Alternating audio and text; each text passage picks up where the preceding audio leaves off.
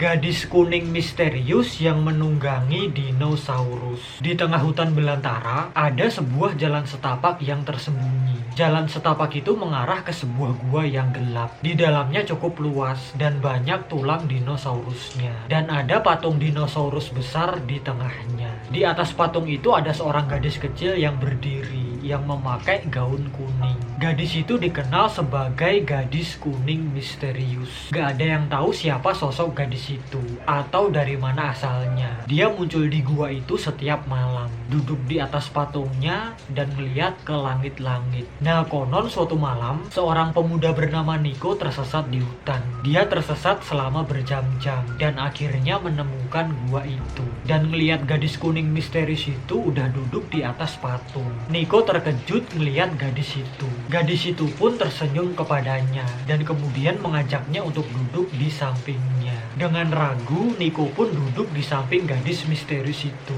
Dan gak lama-lama setelah itu pun, gadis itu mulai bercerita tentang dirinya. Kenapa kok dia bisa ada di gua tersebut? Gua apa ini? Gua gong. Nah, gadis itu bilang kalau dia adalah seorang putri dari kerajaan yang hilang. Dia dan rakyatnya tinggal di hutan itu, tapi mereka diusir oleh roh jahat. Roh Munaroh.